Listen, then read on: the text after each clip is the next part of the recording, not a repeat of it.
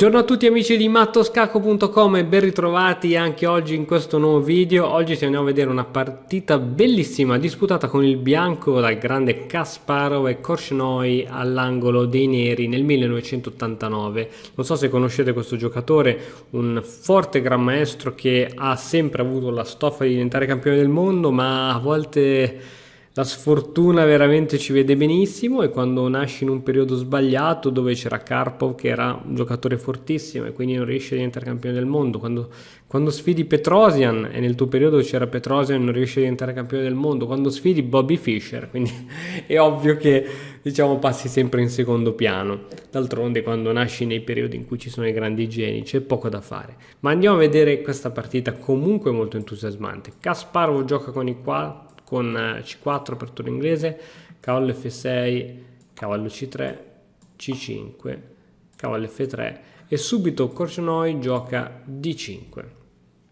Interessante spinta di rottura, cattura, cattura e ora subito E4 e si entra in questa variante cavallo B4. Sembra una sorta di Najdorf giocata a colori invertiti della difesa siciliana, dove il bianco, ma in questo caso il nero, cerca subito di posizionare il proprio cavallo su D3 facendo scacco, obbligando a scambiare il proprio alfiere per il cavallo, e inoltre la donna, una volta che lo scambio sarà effettuato, ci sarà la donna a posizionarsi su D3 impedendo l'arrocco e comunque controllando e rendendo sempre più oppresso lo schieramento del bianco. Ovviamente questo tipo di manovra non può assolutamente essere proposta, ci sono varie possibilità. Si può giocare la solita D3 per evitare appunto questa entrata, oppure Kasparov, giovane, decide di giocare alfiere B5, una mossa chiaramente d'attacco, scacco.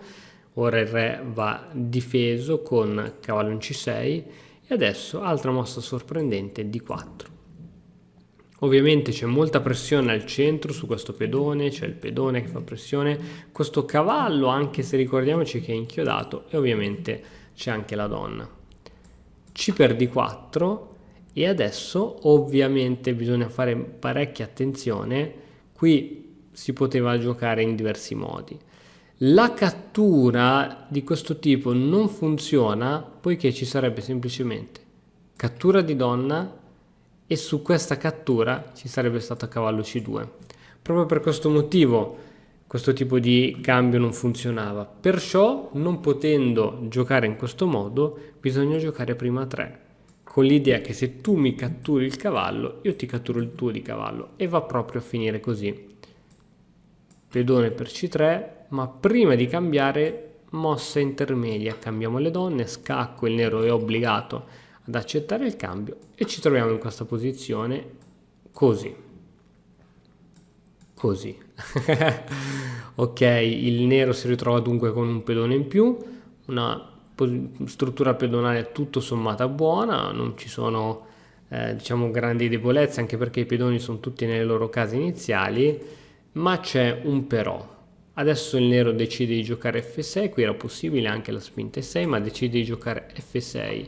E il però è proprio questo, cioè se tu guardi la maggior parte dei pezzi del nero sono tutti sulla casa di partenza, quindi questo rappresenta un ritardo di sviluppo, mentre vediamo i pezzi del bianco che sono ben sviluppati, e anche se questa torre non si è mai mossa, in realtà ha un grande raggio d'azione e può assolutamente fare danni. Adesso sicuramente si arroccherà o comunque si toglierà il re, dopodiché anche quest'altra torre si potrà attivare.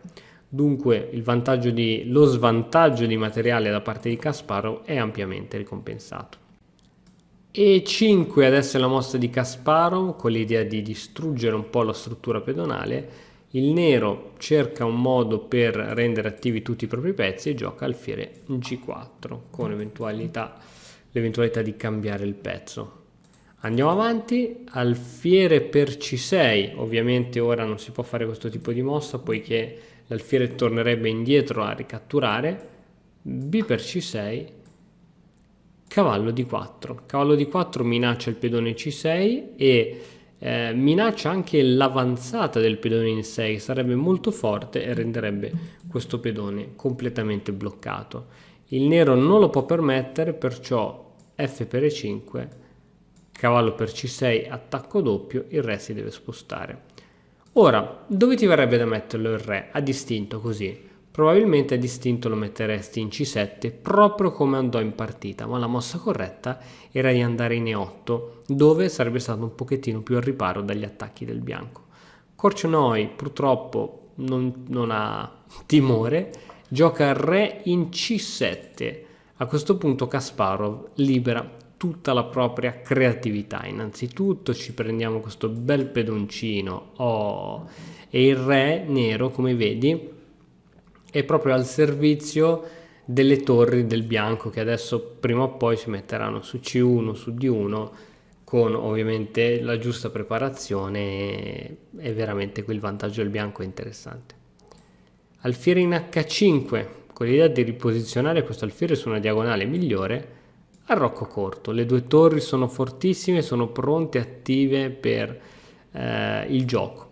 Alfiere in E8, ancora una volta tutti i pezzi del bianco sono sull'ottava traversa, è simbolo assolutamente di passività. Torre in F va in C1, scacco, il re si sposta in B7 e adesso bisogna riposizionare questo cavallo, visto che qui non ci potrà andare, qui non ci potrà andare, qui non ci potrà andare. Kasparov decide di giocare cavallo C4 con l'idea di piazzarlo in A5, dove in A5 sarà ben sostenuto dal pedone e poi si potrà continuare l'attacco con gli altri pezzi.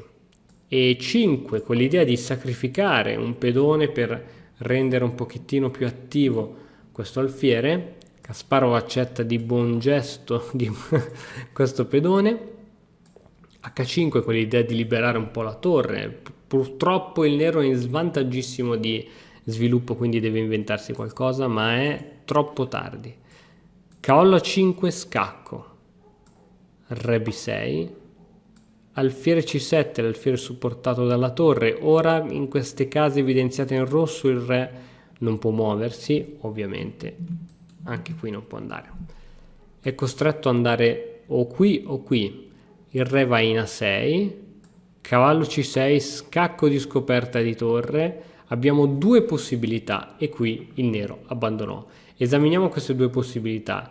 Allora, quella che finirebbe subito sarebbe re in B5 e la soluzione è torre A5, scacco matto. Il re qui non può andare, qui c'è il cavallo, qui c'è sempre la torre, qui c'è l'altra torre, qui c'è il pedone e la torre, qui c'è la torre, qui c'è l'alfiere, qui c'è l'altra torre, scacco matto. Su invece il re B7 la partita sarebbe continuata un po' di più. Per esempio, cavallo in D8, scacco, re C8 si rifugia dietro l'alfiere.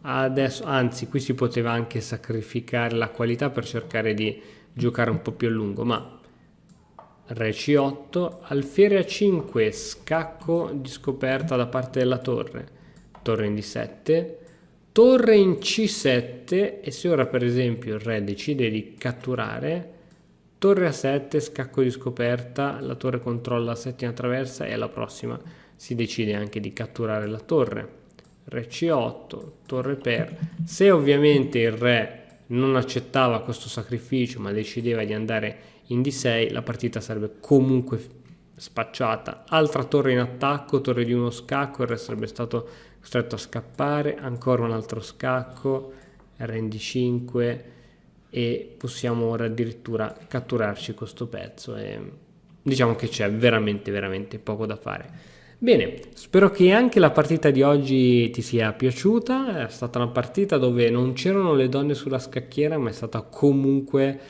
cruenta al punto giusto.